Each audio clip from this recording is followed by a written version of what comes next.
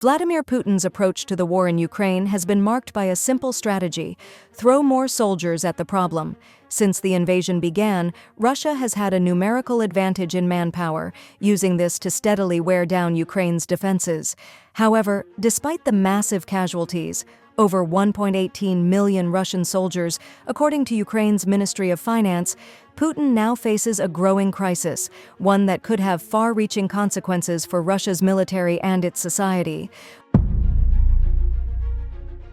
One of Putin's biggest issues is a lack of loyalty among the soldiers he expects to serve him without question. Many Russian troops are actively seeking ways to avoid the front lines. A December 10th report from UNN exposed a troubling pattern of Russian soldiers feigning injuries to escape fighting. This was particularly evident at a military hospital in Kherson, where soldiers from the 205th Separate Motorized Rifle Brigade were admitted, claiming old injuries or illnesses. Atesh, a Ukrainian partisan group, discovered that these soldiers were using the hospital as a means to dodge deployment. The source of these injuries is not coincidental. Troops in Kherson are reportedly trying to avoid being sent to Pokrovsk, where intense fighting awaits.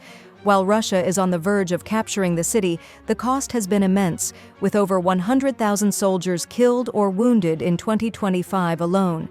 The promise of survival in Pokrovsk is slim, and many soldiers are seeking any excuse to avoid deployment, even if it means pretending to be ill. Feigning injury has become a common tactic for Russian soldiers trying to evade the horrors of the battlefield.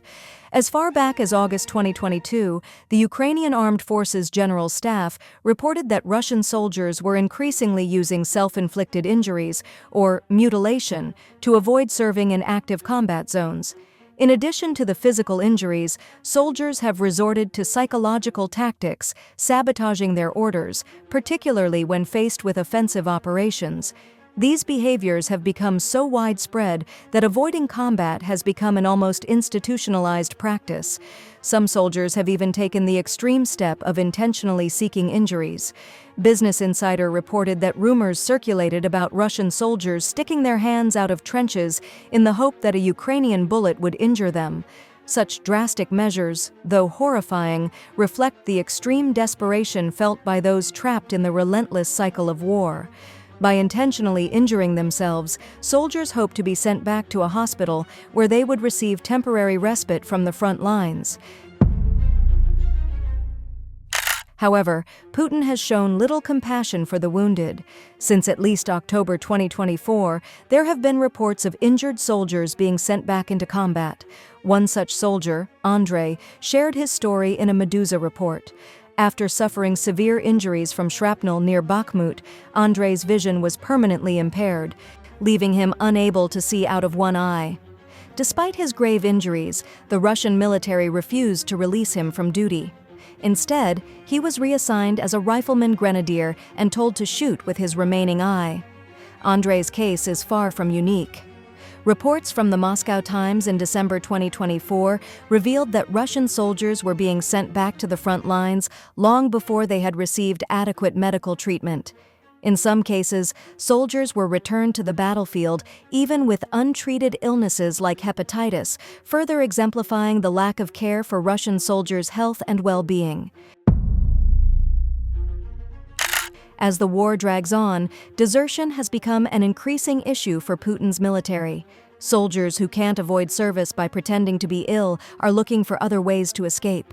The Barents Observer reported in April 2024 that over 50,550 cases of refusal to serve were recorded in Russia's southern military district alone. As the military faces more desertions, soldiers who refuse to fight are subjected to brutal punishment, creating a toxic environment within the ranks. One of the most notorious responses to refusal to fight is imprisonment. In Mariupol, Russian soldiers who refuse to follow orders have been sent to makeshift prisons, often kept in dark, damp basements for months on end.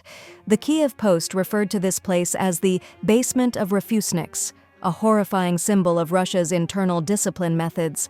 Soldiers in this underground prison are subjected to beatings and harsh conditions, sometimes for up to a year, for daring to disobey orders.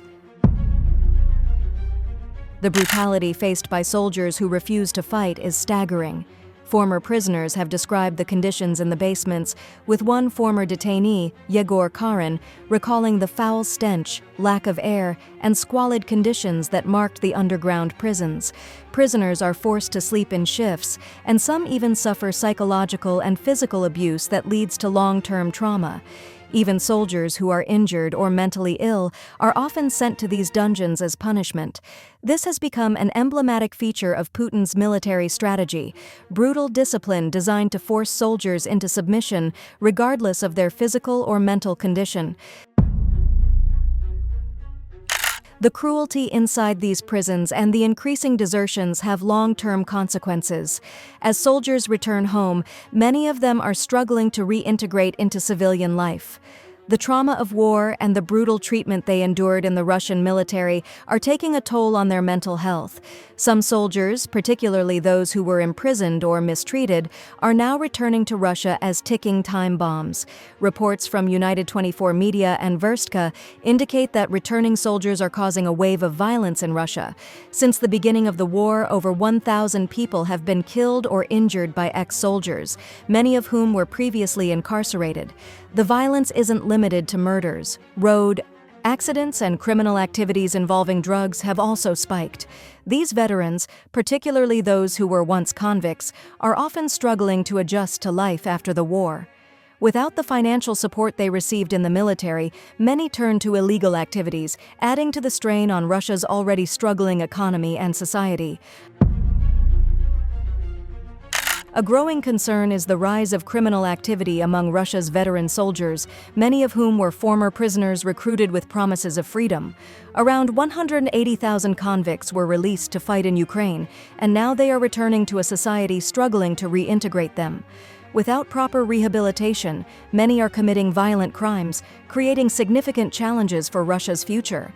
Security expert Mark Galeotti warns that recruiting convicts will have a disruptive impact on Russian society. The financial toll on these soldiers is significant. According to Reuters, Russian soldiers can earn up to $65,000 in their first year of service. When they return to civilian life, most won't find work that pays anywhere near that amount. This loss of income, combined with war trauma, creates a volatile mix that could lead to increased crime, substance abuse, and instability.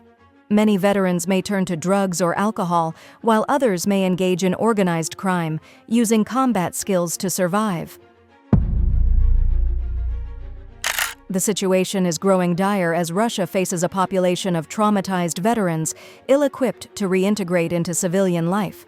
This crisis could resemble post-Soviet chaos, like the rise of organized crime fueled by Afghan war veterans in the 1990s.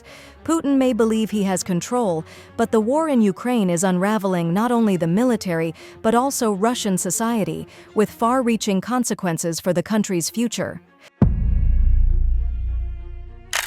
Putin's ability to control the situation is fading. His military strategy is no longer sustainable, and his authoritarian control is under increasing strain. With a breakdown in discipline, mass desertions, and brutal punishments for those refusing to fight, the military is in disarray, and Putin's regime is starting to crumble under its own policies. The world is watching as Russia's military and society face unprecedented strain. Stay informed, share this story, and help others understand the real human cost of this war. Knowledge is power. Don't let the stories of those on the front lines go unheard.